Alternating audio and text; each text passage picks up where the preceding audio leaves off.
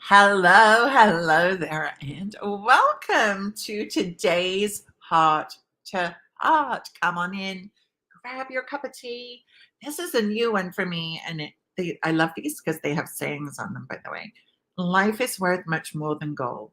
That was Bob Marley.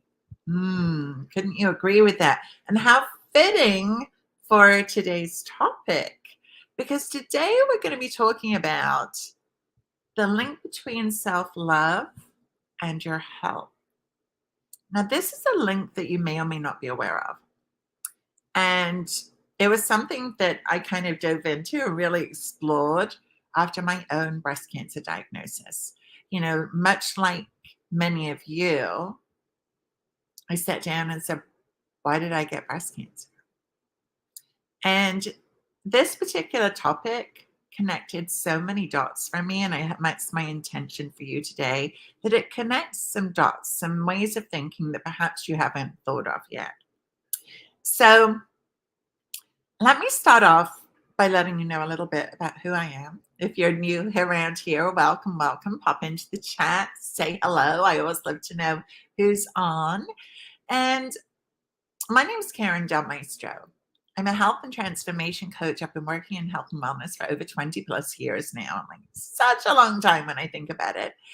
And I specialize in helping breast cancer survivors to get their energy and their life back after treatment has ended, and to stop putting your needs on the back burner.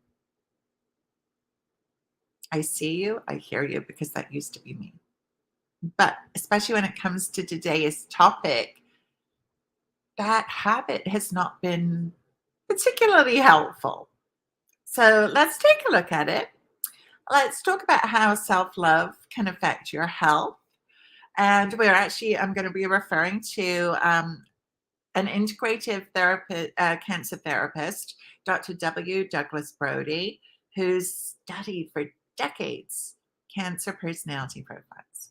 Okay, before I dive into those, though, let's back it up just a little bit, because I want you to just think about this.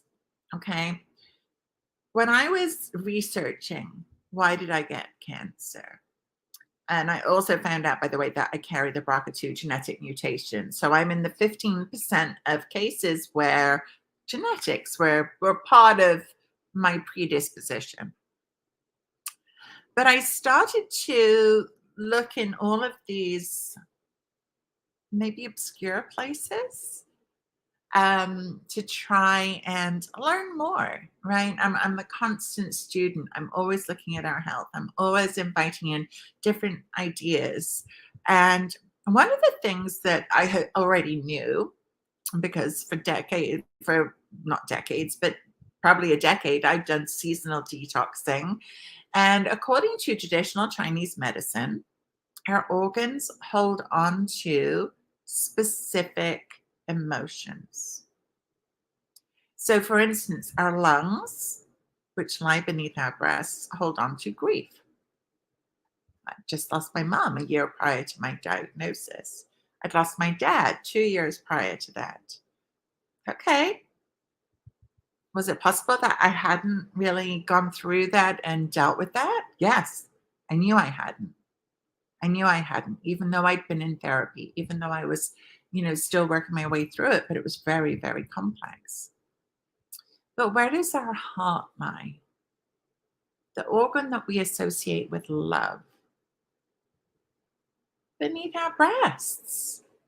And so we have struggled to love ourselves, if we have struggled to even know who we are, right? Many of us, for the first time in our life after breast cancer, are saying, I don't even know who I am. I don't know what I want. And something like breast cancer can often be the catalyst to figure those things out. I encourage you to do that, by the way. Very, very much so. And so this area beneath our breasts is also known as our fourth chakra, if we're looking at chakra healing. Now, I'm not going to get too woo-woo on you. I kind of dip a little bit into the woo and the science, and then combine it all, because to me, as a holistic health coach, I'm looking at the whole picture, right? How do these things integrate into your life? Now, before I talked about the work of Dr. W. Douglas Brodie, let me just have a sip of my tea, which, by the way, a fourth chakra tea. Yeah. To help with love and forgiveness. Where do you need to forgive yourself? Ooh, that's a big question, right? So when I'm choosing my tea, I'm even thinking about, what do I need today? How do I need to feel in my body? Where do I want to send some positive energy and love and light? And I figured, because we were talking about self-love today, that the fourth chakra would be the perfect place for that.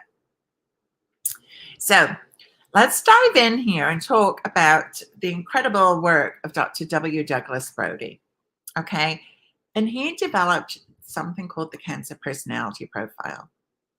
And this was developed through his studies of decades and tens of thousands of people, and looking at common personality traits that all of these people had. This wasn't just breast cancer, it was all cancer. And I'll go through a few of them with you. There's 7 of them altogether. And I can admit that at one point in my life, I was all 7. Haven't been for a while, but I can bet that you can probably relate to quite a few of them. And the thing is that these personality traits are the opposite of self-love. And so if these personality traits are common amongst people going through cancer, wouldn't it make sense that if we were to love ourselves more, treat ourselves differently, that it would help us stay healthy? To me, that makes sense, right? Let me know in the comments. Does it make sense to you? Just put yes or no. To me, it makes sense.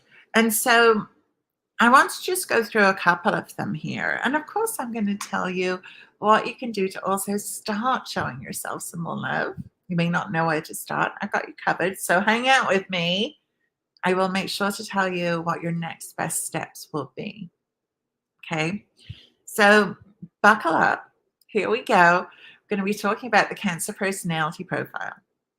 And feel free to send me a message if you want to dive into this more. It's a huge part of the work that I do, especially in my group coaching program, Thrivership School. Now, are you dutiful, following the rules? Were you the good girl growing up? Were you responsible? I know I was always the one that made sure that my friends got home safe if we'd been out to a party or something. I wouldn't drink, and I'd make sure everybody else was okay. Caring, right? If you're a mom, a nurse, a teacher, a coach, are you in a caring profession? Are you a caregiver? Caring, hardworking. Do you put a lot of pressure on yourself to work hard, to do it right? Kind of perfectionist tendencies, really, but more for yourself, being super, super hard on yourself. This is under one category here with Dr. Brodie's work. One category. So does that sound like you? Maybe you carry, and the thing is, when we're those things, right, when we're dutiful, responsible, caring, hardworking, we're not focused on us, right? We're focused outward on everybody else. We're focused on working hard and doing the best job. We're not focused on, am I tired? Could I do this differently? We're not focused inward. We're not focused on showing ourselves the love and care that we deserve, right? We're focused outward. So notice that. Maybe you tend to carry other people's burdens, right? Worrying about other people, worrying about how are they going to do that? How are they going to cope? I don't know how they're going to get through that. If you find yourself saying those things, then you are taking on, and I'm like it's extra weight that we're carrying. You're taking on other people's burdens. Again, not focused inward to your heart, your health, your well-being, but focused on others. Okay. Another part of the Cancer personality traits. This one's a big one for me. Having a deep-seated need to please. Where are my people pleasers? Recovering people pleaser over here, because I was for decades, just wanting to make everybody else happy and wanting to feel. I always looked for that sense of approval, especially from my parents. Never really got it. Always had the feeling that no matter what I did was never good enough. Perhaps you can relate to that, but I tried. Again, I was hardworking, responsible, dutiful, did all the things, the good girl, followed the rules, never stepped out. I was the quintessential people pleaser until I wasn't. And I've learned how to do life by not doing that anymore. I come first now. I show me the love that I deserve now so that I actually have more energy to serve and show up for others. But I have to come first, right? Another one is if you have a difficulty expressing how you really feel, do you tend to suck it up? Do you tend to like walk away? You're worried about how somebody else is going to react. You don't want to hurt their feelings. And so you just keep anger, resentment, hostility, things like that inside you. And so think about, how do you think internalizing those emotions is affecting your heart? Is it a way of showing love to yourself, mentally, physically, emotionally? Or is it harmful to your love meter, right? How much you're loving yourself. It's dropping it down, right? Holding on to those emotions. And actually, referring again to traditional Chinese medicine, if we're holding on to these toxic emotions, we're affecting other organs in our body as well, not just our heart health, but other organs too. And so, and that's just a few of these personality traits. But you can see already that with these personality traits, the focus is outward.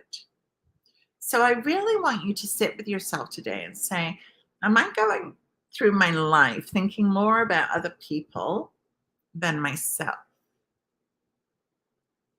And I might have just triggered a whole bunch of thoughts that are like, oh my gosh, that feels selfish, or oh my gosh, I would feel so guilty if I would focus on myself, even perhaps not feeling worthy,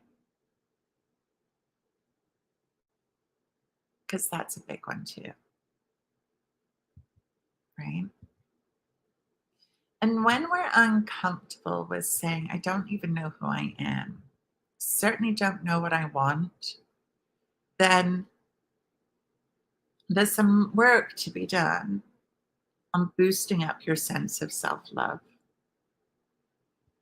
Because we can't expect to keep doing the same things over and over and over and expecting a different outcome. So if our goal is to stay healthy after breast cancer, or maybe you're living with metastatic breast cancer and you want to stay as healthy as you can,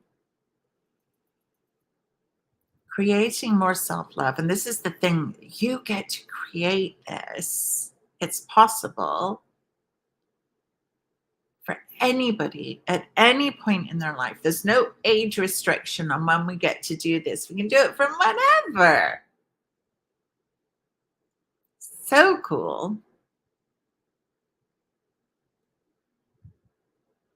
Then I want you to make that shift. I invite you to think about, how can I love me today? What can I do to love me today? And it starts, my friend, with self-care. Self-care leads to self-love. So I have a free gift for you today, and that's my 30-day energy boosting self-care calendar. The link is around this video, wherever you're watching. Grab that. Start practicing every day a little bit of self-care. Because if you hear yourself saying, you know what, I'll do anything to stay healthy. I just want to do whatever I can to stay healthy. This is a huge part of the puzzle that is not often talked about. But think about it. Doesn't it make sense? Our heart lies beneath our breasts. Our heart lies beneath our breasts. We need to focus on our heart health, and not just the physical, but the emotional too. Right? It kind of makes sense when we think of it this way. So the other thing that I want to tell you about is a really special event coming up on February 28th. So mark your calendar. Mark your calendar, because I'm bringing in 5 amazing speakers plus me. We're going to do a live talk show on Zoom. You get to be in the room with us, not on camera, but in the room with us, where you get to ask these experts questions too. We're talking about self-love after breast cancer, not just because it's February, but because this is so relative to your health and staying healthy after breast cancer. Right? We've got to look at all of these different angles, all of these different perspectives. And you're going to hear from women who have the most incredible stories of overcoming, stories of finding purpose through their breast cancer journey. And you're even going to hear from, I know, I feel like I just want to keep it all secret. But at the same time, I want to tell you all about it because it's going to be the most amazing event. We're going to be talking about breast stories, the stories we've been telling ourselves since we were born about our breasts, and how that can affect our sense of self-love as we're growing up. And then as we go through changes through a breast cancer journey, how it can affect our sense of self-love. We're going to be having some really amazing conversations. Excuse me.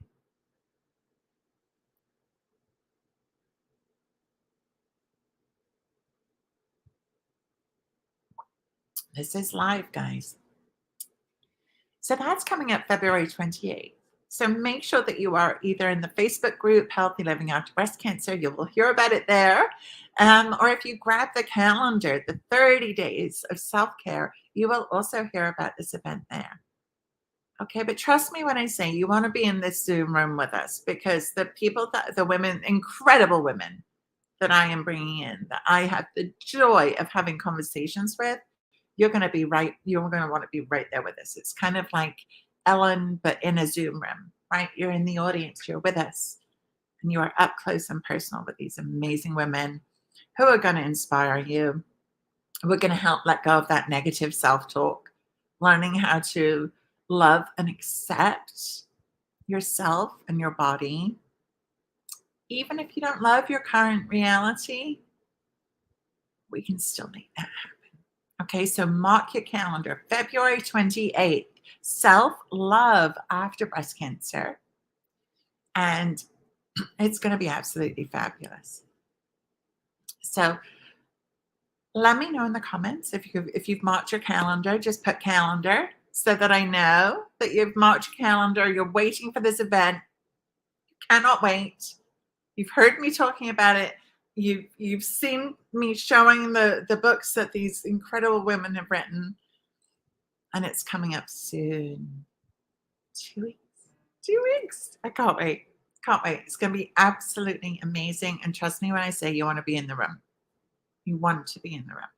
So this might be an episode that you want to go back and listen to again, right? These cancer personality traits. If you want more information on those, let me know. If you want my cheat sheet on cancer personality traits, let me know. Send me a direct message, a personal message, and I will get that to you so that you can take a look at it and start to absorb this information that might be new to you.